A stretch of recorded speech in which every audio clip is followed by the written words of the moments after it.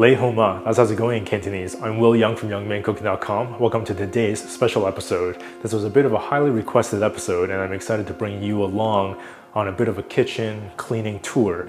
But just a quick note before we get started that any of the products used in this episode are not sponsored products. So instead, I'm going to sponsor this episode with the amazing vegan ramen cookbook where you can learn how to make amazing plant-based ramen like the spicy tantan on the front cover, or the newly published Cook with Confidence cookbook that has all of the favorite recipes from this cooking show, plus some new ones as well. I'll leave a link in the description box below where you can check these guys out, along with a free ebook that you can pick up in that same link. You may have come to know that I used to own and run a food product business. I used to make coconut milk, almond milk, cashew milk. It was a nut milk business. I don't run that business anymore, but that's probably the biggest reason why I've kind of gotten into the habit of keeping my kitchen or the workspace as clean and as uncluttered as possible. One of the first things that you had to get was something called a food handler certification. And that basically just allows you to have a food operation and sell food publicly. Another step I decided to take for the product was to get it certified organic. Now in Canada, it used to be okay for processors to say that the product is organic and put it on the label. And that's been recently changed, so you can no longer say that. And now processors actually do have to get their product certified organic in order for them to actually say that the product is in fact organic.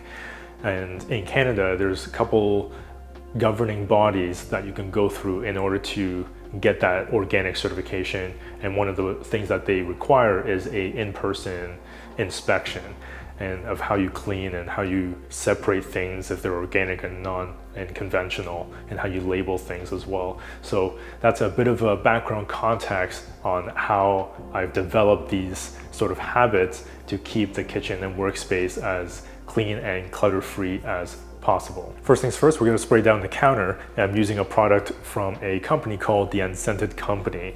This is their all-purpose spray, and they're actually based out of Montreal, Quebec, which is pretty cool.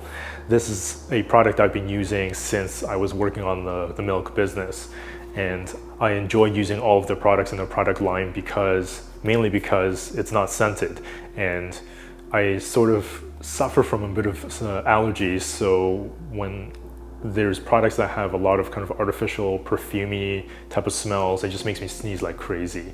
So I really enjoy using these products from this company. Spray down the counters and wipe with a paper towel.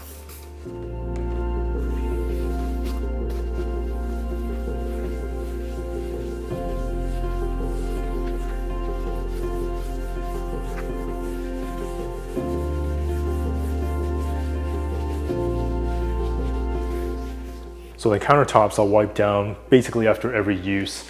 Next thing to clean is the stove top, and this I usually clean maybe twice a week. Lay down some tea towels to prevent any risk of scratching your countertops.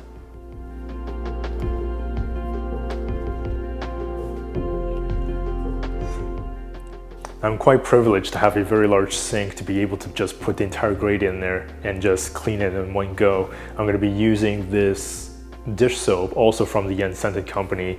It does an excellent job in fighting the grease and the oil that gets on the grate as well as on the stove top.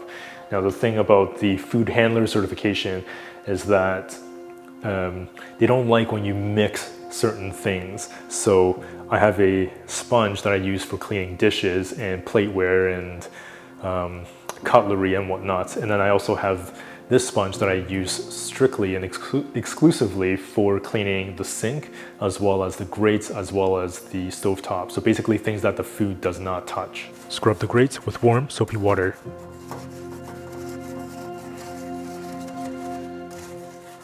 Rinse and place on the tea towels to dry.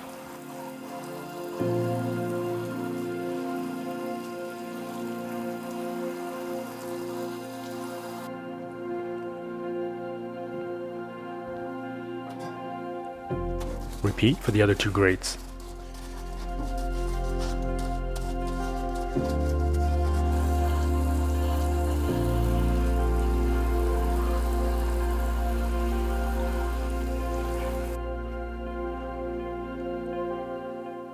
It's important to know as well that I'm usually using the yellow side of the sponge and not the rough, kind of aggressive green side, because this usually just scratches things and it might scratch off certain coatings and the grate and whatnot. So usually we'll just use the yellow side.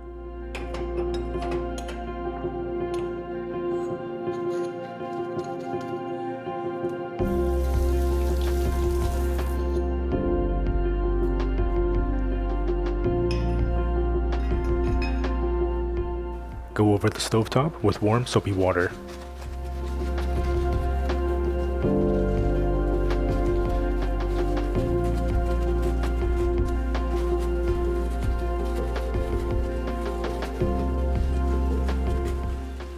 Wipe down with a paper towel.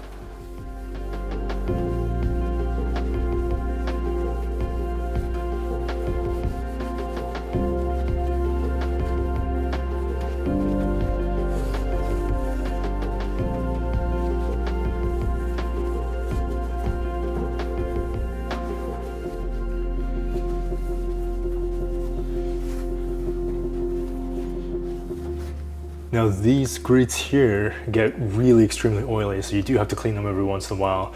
Luckily enough, they're really easy to clean. Just take them out, just clean them in the sink. Definitely be sure you're not using the sponge you use for food to clean these. Scrub well with some dish soap, then rinse with water.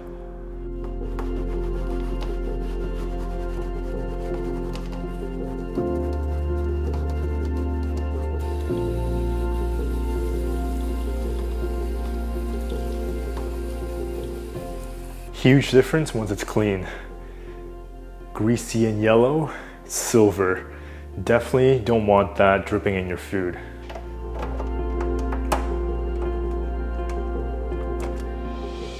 I love using the oven because it basically does most of the cooking work for you, but a lot of the food does get caked onto the glass door. However, it is much easier to clean than you think.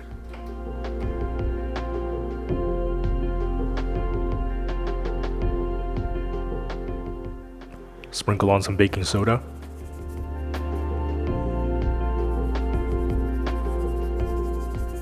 Sprinkle on some water.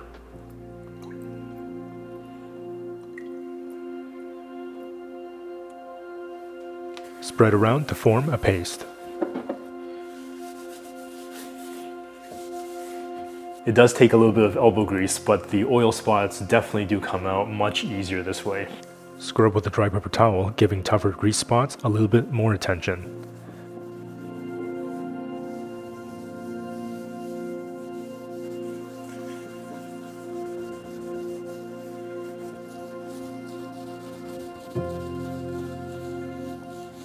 Man, just look at all that grease. Spray on some all-purpose cleaner and wipe dry with a paper towel.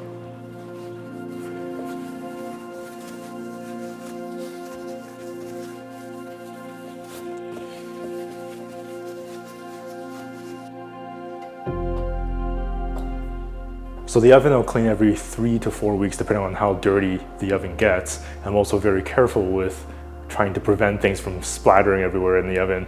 The other thing that I would clean very often is the sink because we basically use that daily. Scrub the grates with some warm soapy water.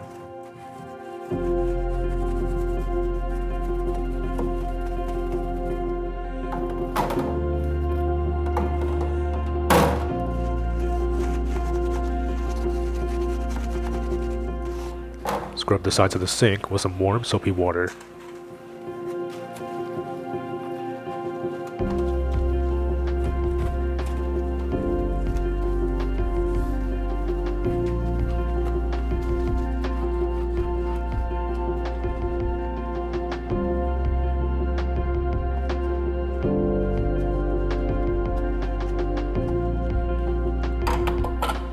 Rinse the sink with some water and it's done.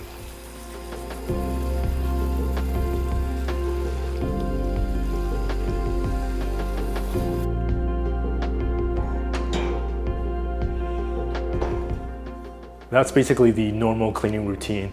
Now as a bonus, if you ever have those stainless steel pots after you use them, sometimes they look kind of rainbow colored. There's nothing wrong with your pots, and it's very simple to make this look sparkly, brand new again. Pour in some vinegar.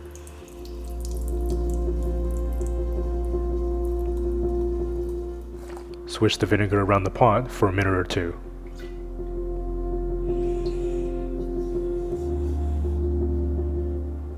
Wash and rinse the pot like normal.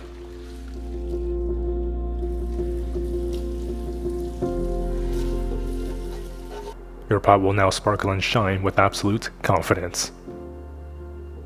I hope you enjoyed today's special episode, and of course, if you'd like to find out more information about these cookbooks, I'll leave a link in the description box below. As always, I hope you're cooking well and keeping well. I'll see you in the next episode.